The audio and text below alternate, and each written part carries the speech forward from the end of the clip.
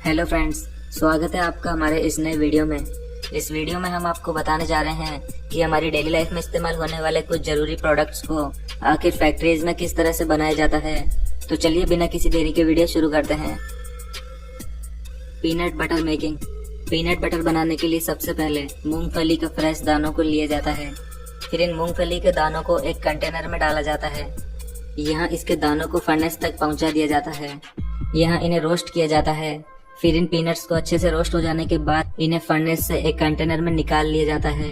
फिर इन roasted peanuts को एक बड़े फ्लैट कंटेनर में ठंडा होने के लिए छोड़ दिया जाता है। यहाँ पर इन्हें हिलाते हुए कूलिंग फैन की मदद से ठंडा किया जाता है और फिर इन्हें कुछ देर ठंडा होने के बाद एक फिल्टर मशीन में डाला जाता है। यहाँ इन पीनट्स को 2 टुकड़ों में तोड़कर इनके छिलकों को इनसे अलग कर लिया जाता है।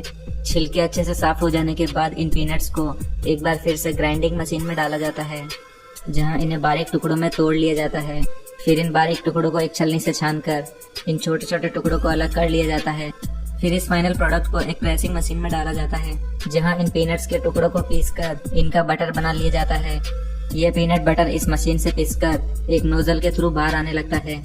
फिर इस पीनट बटर को एक कंटेनर में इकट्ठा कर लिया जाता है। फिर इस कंटेनर से डायरेक्टली ही पीनट बटर को कांच के जार में भर लिया जाता है और फिर इन कांच के जार्स को एक मशीन के नीचे रखकर इन्हें सील करके मार्केट में भेज दिया जाता है।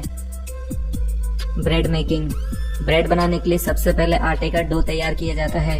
इसके लिए एक डो बनाने वाली मशीन के कंटेनर में मैदा लिया जाता है और फिर इसमें कुछ मात्रा में यीस्ट और एका पाउडर मिलाया जाता है और फिर इसमें शुगर और थोड़ा सा साल्ट भी मिलाया जाता है।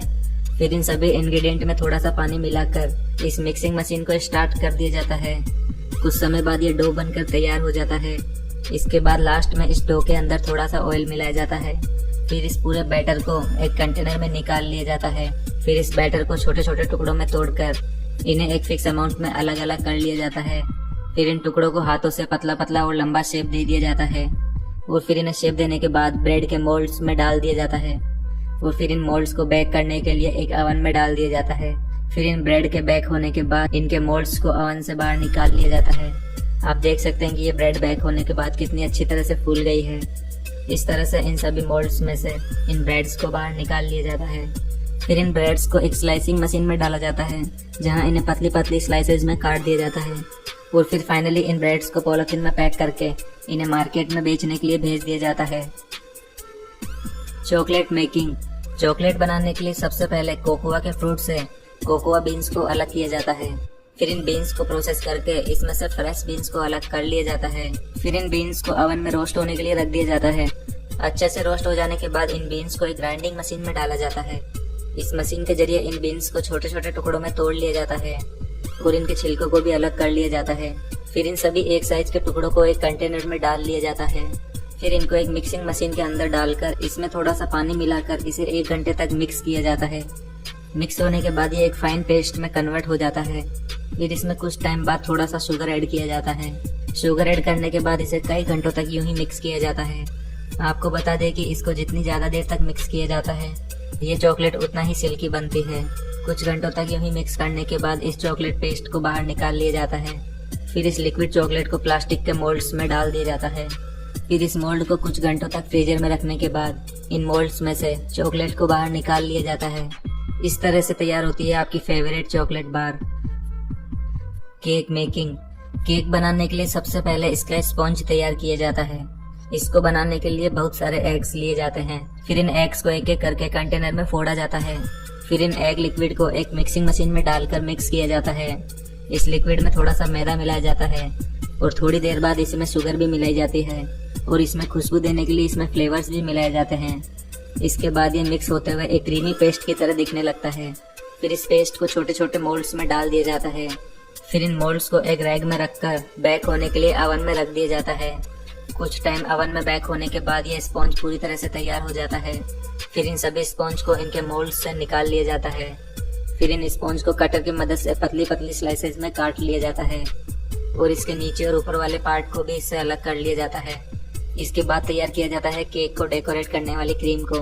इसके लिए क्रीम को एक कंटेनर में लिया जाता है और फिर इसे भी मिक्सिंग मशीन में मिक्स किया जाता है। अच्छे से मिक्स करने के बाद ये क्रीम एक फोम की तरह दिखने लगती है। फिर इस क्रीम को इस स्पॉन्ज के ऊपर लगाया जाता है और एक दूसरे स्पॉन्ज को फिर इसके ऊपर रख दिया जाता है। इस तरह से ये ट्रिपल लेयर स्पॉन्ज तैयार कर लिया जाता है। इसके बाद इन स्पॉन्ज को एक रोटेटिंग प्लेटफॉर्म पर रखा जाता है और फिर इन स्पॉन्ज के ऊपर नाइफ की मदद से क्रीम लगाई जाती है। इस तरह से इस स्पॉन्ज को चारों तरफ से क्रीम की मदद से ढक दिया जाता है और फिर इसे एक परफेक्ट शेप दे दिया जाता है। फिर इस केक के ऊपर एक मेल्टेड चॉकलेट की लेयर चढ़ा दी जाती है, जिसके बाद ये केक पूरी तरह से बनकर तैयार हो जाता है। फिर इन केक्स को अलग अलग क्रीम्स की मदद से ऊपर से डेकोरेट किया जाता है। इसके बाद इन केक्स को डिब्बों में पैक करके मार्केट में बेच दिया जाता है। Lollipop making. बच्चों के खाने वाली लॉलीपॉप्स बनाने के लिए सबसे पहले कंटेनर में पानी डालकर उसे गर्म किया जाता है। फिर इस पानी में शुगर को मिलाया जाता है और फिर इसके फ्लेम को तेज कर दिया जाता है। जब ये शुगर वाटर मिक्सचर आपस में बॉईल होने लगता है तो इस बॉइलिंग लिक्विड में ग्लूकोज सिरप को मिलाया जाता है। ये ग्लूकोज सिरप इस लिक्विड में डाली गई शुगर को ठंडा होने के बाद वापस से क्रिस्टल बनने से रोकता है। फिर इस लिक्विड को एक टेबल पर डाला जाता है। फिर लॉलीपॉप्स को कलर देने के लिए इस लिक्विड में अलग अलग कलर पिगमेंट्स डाले जाते हैं। इन कलर पिगमेंट्स को फिर इन लिक्विड में अच्छे से मिक्स किया जाता है। इसके बाद इस लिक्विड को कलर के हिसाब से अलग अलग टुकड़ों में काट लिया जाता है। सभी कलर को अच्छे से काट लेने के बाद इन्हें अच्छे से मिक्स किया जाता है। अच्छे से मिक्स करने के बाद इन कलर्स को अलग अलग तैयार कर लिया जाता है। फिर इन कलर्स को आपस में मिक्स करके एक कलर पैटर्न बना लिया जाता है और इसे घुमाते हुए इसका एक रोल बना लिया जाता है। फिर रोल के आगे वाले एक हिस्से को दबाते हुए इसे पतला कर लिया जाता है। फिर इसके आगे वाले हिस्से को काट कर हटा दिया जाता है। फिर इस पतले वाले हिस्से को खींच कर इसे कैंची से जिग जैग काट लिया जाता है, जिसे काटने के बाद इसके दो हिस्सों को मिलाकर लिप शेप में लॉलीपॉप बना दी जाती है और फिर इसमें एक प्लास्टिक की स्ट्रॉ भी डाल दी जाती है। फिर इसे थोड़ा सा शेप देने के बाद ये लिप शेप की लॉलीपॉप पूरी तरह से तैयार हो जाती है।